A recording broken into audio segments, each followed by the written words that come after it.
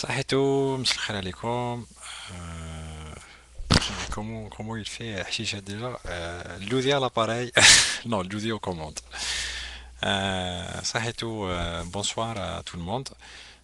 Sans qu'on soit tagué de francophile parce qu'on parle français, ni d'anglophile parce qu'on parle anglais, ni d'arabophile parce qu'on parle arabe, ni de berbérophile parce qu'on parle kabyle.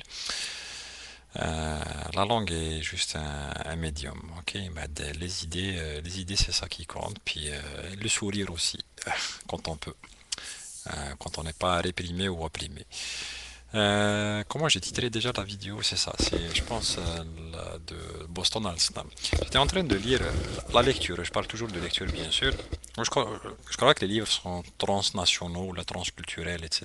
J'ai lu des livres américains, russes, chinois, vietnamiens, cambodgiens ou sud-américains, genre la colombien, etc. Puis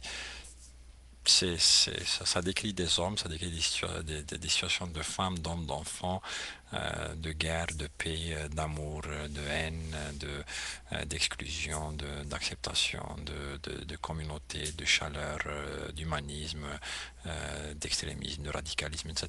Puis ça les décrit différemment, mais ça décrit des êtres humains. Euh, puis de deux, allez, pourquoi je décris les livres? Parce que autant j'ai rencontré de monde dans ma vie réelle, j'ai voyagé énormément à travers le monde, et autant j'ai découvert, bien avant que j'ai eu le grand privilège d'avoir un passeport qui me permette d'aller partout sans demander de visa, j'avais déjà rencontré énormément de monde sans avoir voyagé, à travers les livres. Donc à travers des livres, j'ai rencontré des personnages, j'ai rencontré des cultures, j'ai rencontré des pays. J'ai rencontré des pays. J'ai visité Saint-Pétersbourg avant de l'avoir, avant d'y être jamais allé. J'ai visité Santiago du Chili avant d'y être jamais allé. J'ai visité Bogota avant d'y être jamais allé.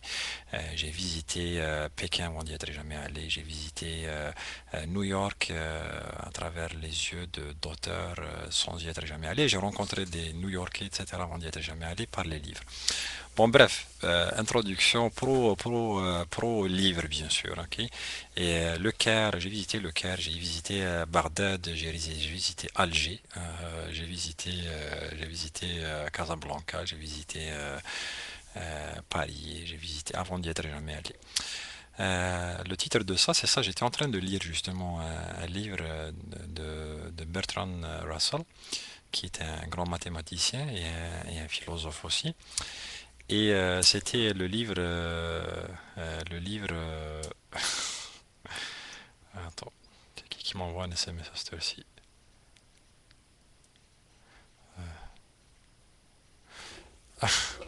Et puis voilà, donc ça m'a rappelé un passage du livre, tiens, pour pas que je perde mon temps. Un passage du livre, ça parlait, je ne sais pas si vous connaissez Benjamin Franklin. Benjamin Franklin, après la naissance des États-Unis, donc en tant que pays, donc quand ils ont fait sécession de l'Angleterre de l'époque, donc 1700, 1774, 1700, donc la Révolution américaine. Black le Rock, Captain Swing, etc. Pour ceux qui lisaient des bandes dessinées, des vieilles bandes dessinées des années 70. Donc Benjamin Franklin a aussi été, je pense, ambassadeur des États-Unis en France, l'un des premiers. Et puis c'est lui aussi l'inventeur des paratonnerres. Donc les trucs des paratonnerres. Je lisais ça et je lisais le passage de ce livre qui s'appelle Science et religion. Super intéressant à lire. Le Gnaouia, si jamais tu tombes dessus, c'est vraiment super intéressant. Bien sûr, il ne s'adresse pas nécessairement à l'islam, mais je pense que les patterns sont quasiment les mêmes. C'est dans les croyances, etc. Ou là, dans la remise en question des croyances aussi. Des croyances fondamentales, bien sûr. Et c'est ça. Donc, il y avait, à un moment donné, c'est ainsi qu'en 1755, quand le Massachusetts fut secoué par des tremblements de terre, le révérend Dr. Price, dans un serment imprimé, les attribua au point de fer inventé par le sagace Monsieur Franklin.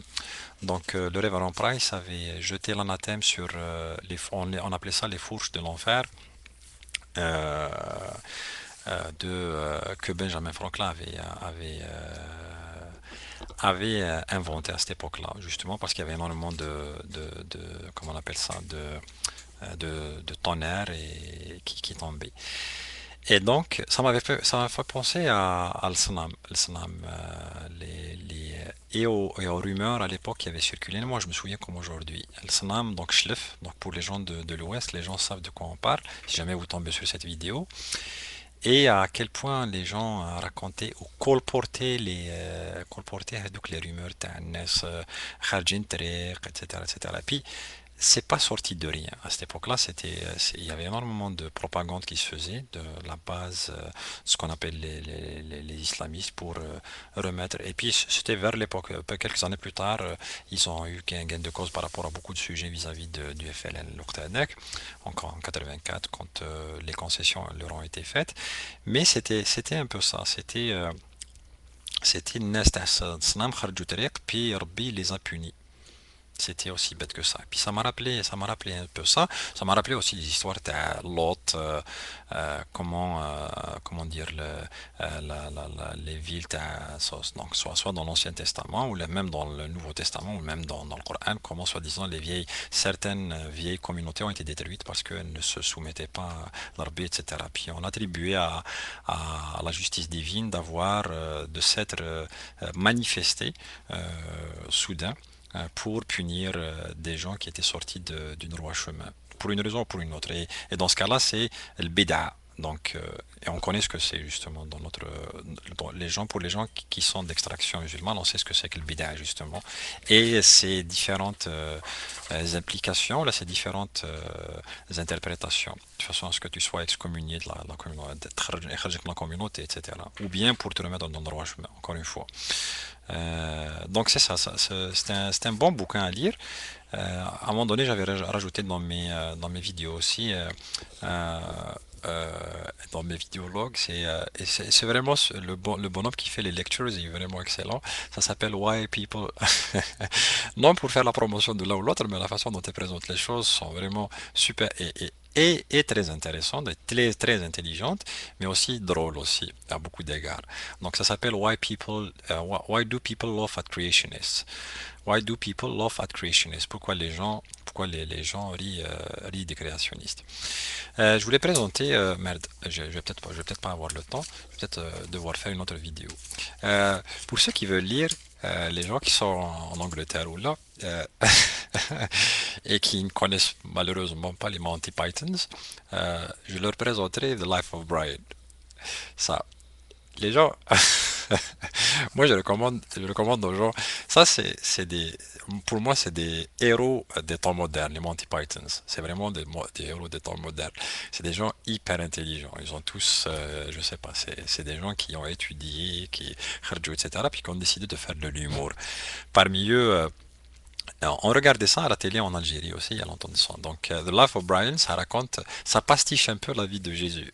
Mais c'est super drôle, c'est vraiment super drôle. Et à voir en anglais, sous-titré en français pour ceux qui comprennent pas l'anglais, mais vraiment super bien. Et ça pastiche énormément bien. Et bien sûr, parmi les gens qui faisaient partie des Monty Pythons, il y avait John Cleese, comment il s'appelle, l'autre aussi, mais l'un des grands réalisateurs aussi de Eric Idle, Michael Palin, Chapman, mais il y avait Terry Gilliam qui est un grand réalisateur, qui est devenu un grand réalisateur. Entre autres, il a fait Brasil, qui est un excellent film de science-fiction. Donc, je termine ça pour cette vidéo qui m'a rappelé El Snam via Boston, via le SIDA. Tiens, le SIDA qui a été considéré aussi longtemps comme une punition divine venue, soi-disant, mettre de l'ordre parmi les homosexuels et les gens qui étaient sortis de la route, etc. Euh, donc, la justice divine est invoquée à chaque fois et ou bien dirigée quelque part, parce que ça n'arrange pas ou là, ou pour faire peur, etc.